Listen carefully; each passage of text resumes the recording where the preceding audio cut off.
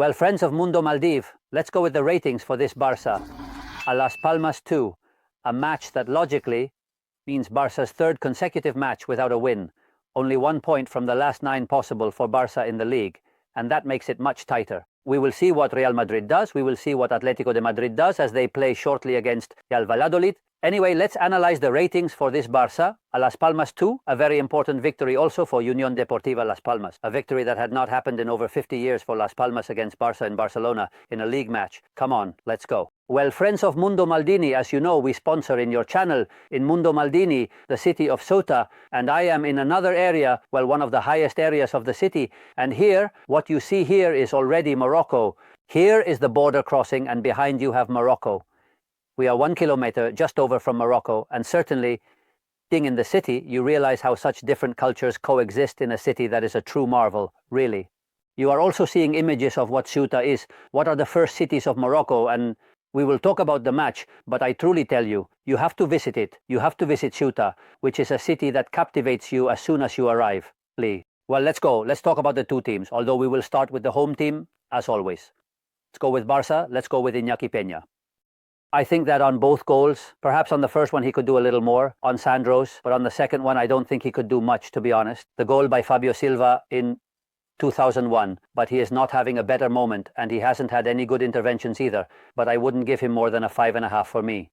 5.5 for Iñaki Peña. Koundé, by the way, you already have the video right after the match where I talk about the match in general. Here, it's about discussing a bit individually, as we always do with the ratings of both teams. Koundé has had a significant drop in the league today. I haven't been convinced either, honestly. Koundé's match in attack was very little. He was substituted with a lot of time left in the match, 2001, for Ford. So Koundé's match was very weak. A 4, Koundé fails. For me, he doesn't deserve more than a 4 for Koundé. Kuba, yes. A bit better in the second half. He tried to pull the team from the back by dominating the match. Barcelona pushed forward, logically as always, risking a lot with the defensive line, which has been catching Barcelona quite a bit in the last matches. Logically, the rivals are studying how to hurt. That high defense of Barcelona, 2001, and today I have seen it again. A 6 for Kubar? Yes. I wouldn't give him more than a 6. But yes, a 6 for Kubar? Yes. Íñigo Martínez, some corrections, some balls into space, but today a bit weaker than in the last matches. Was really liking Íñigo Martínez, but today every time Las Palmas attacked, it felt dangerous, to be honest. It's true that the team is sometimes quite unarmed. At the back, Barcelona, a 5.5 for Íñigo Martínez. No more than a 5.5 for Íñigo Martínez. Logically, I won't rate Valde, because he got injured very early with that blow to the neck and couldn't continue the match.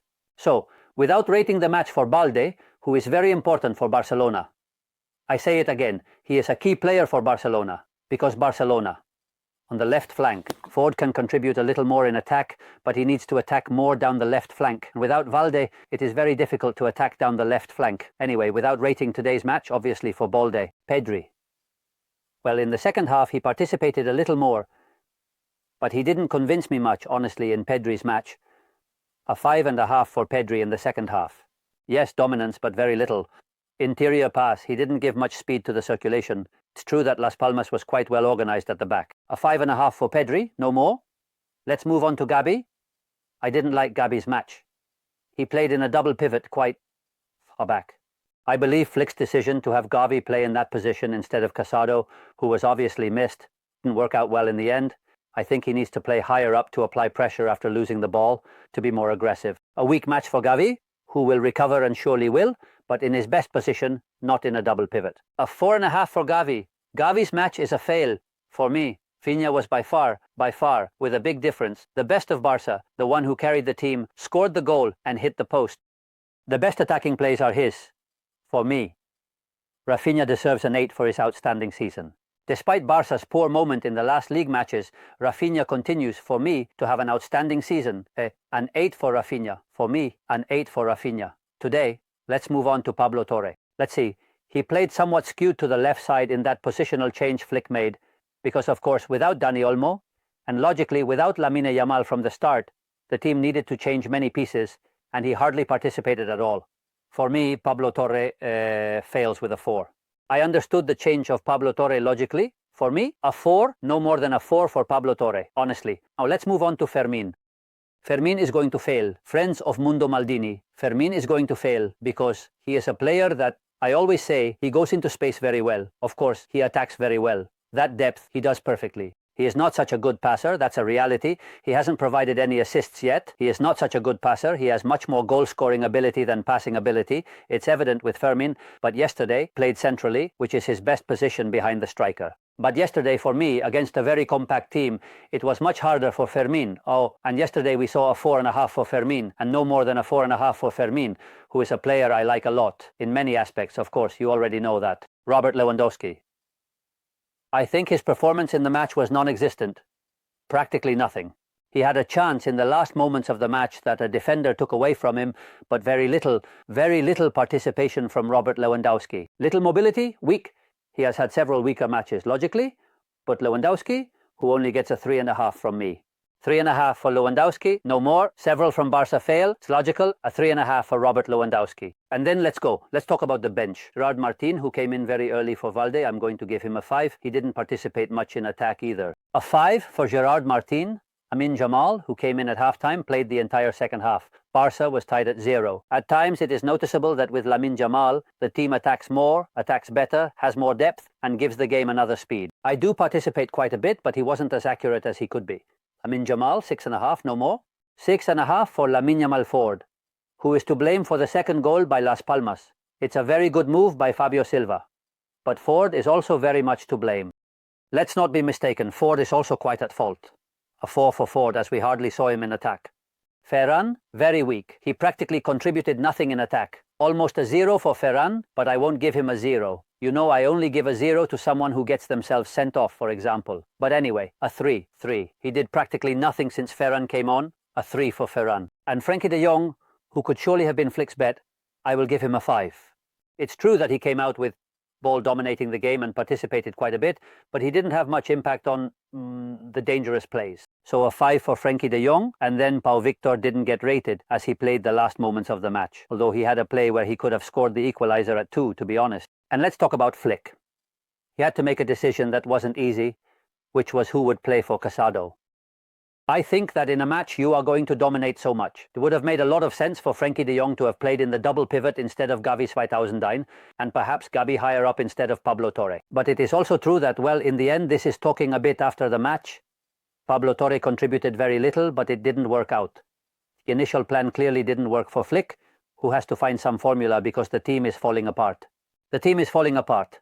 They are finding space behind the high defense, and he has to find some formula. For now, I think Flick serves a flat 5 from yesterday and no more than a flat 5. A flat 5 for Flick and not much more. And let's move on to the applause.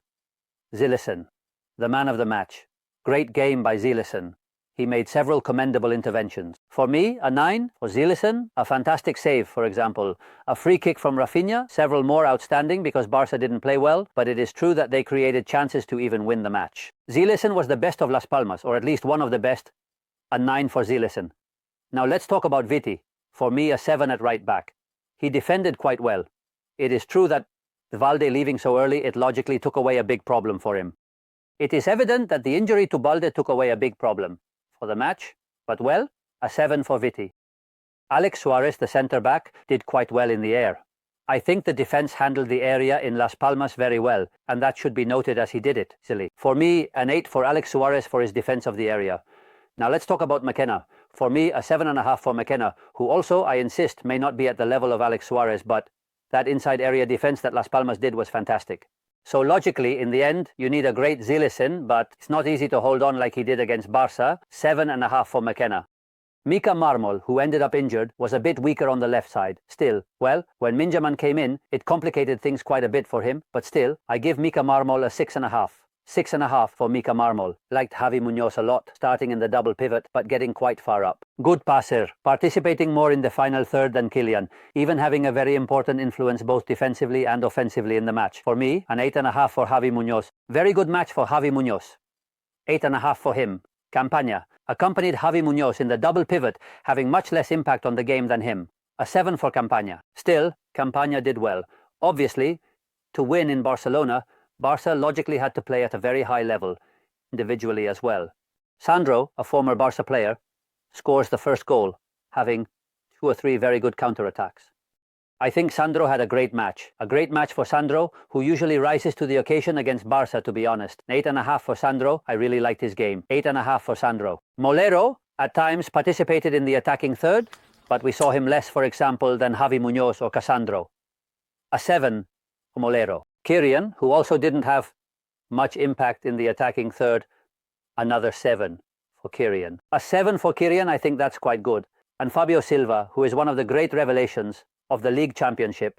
He has had some spectacular matches, especially since Diego Martinez arrived, chosen young player of the month last month, under 23 of the month in the league. He scores the second goal with a great movement, works hard without the ball. A great match for Fabio Silva, who the other day we saw for a few minutes with the senior national team of Portugal, and playing in Portugal is really very difficult. He debuted with the senior national team of Portugal. A 9 for Fabio Silva. He had already played a lot with the under-21. Of course, a 9 for Fabio Silva. And now for Loyodice, we are going to give him a 6.5. Let's quickly move on to the substitutes from Las Palmas. 7 for Mata for his work without the ball. Logically for Mata. It's true that Marvin also participated very little. We're going to give him a 6.5. But well, he comes in when the team is very deep and tries to launch a counter-attack. And then Fabio Gonzalez, Ramirez and McBurney, the 3 who came in very late, and I won't rate them. I won't rate those 3. And Diego Martinez, friends of Mundo Maldini, great planning. Then everything turns out perfectly, right? They execute a magnificent counter-attack because Las Palmas was very clear that they had to defend the area, to be brave in their build-up, meaning not to just kick the ball long, but to play out. And that's what he did. It was like that. It was the first goal, which is a magnificent play in the build-up. Diego Martinez has improved the team a lot. It's a team with many technical players, as we saw with Garcia Pimienta last season. And the team is taking off. Logically, it was hard to think they could win in Barcelona against Barca, but they did. The planning of Diego Martinez has a lot to do with it as well. It's true that in the end, Las Palmas wasted quite a bit of time, but that has to be understood. Of course, top mark for Diego Martinez. How could I not give an outstanding rating to the coach of a team that plays like this and beats Barca in Barcelona? First defeat for Barca at home. I believe these are the first matches they lose at home in the league. The way they had won everything in the league until now. So it's a surprising victory for Unión Deportiva Las Palmas. These have been the ratings, and I want yours in the comments, friends of Mundo Maldini. Or tomorrow, a hug. Bye, bye, bye, bye.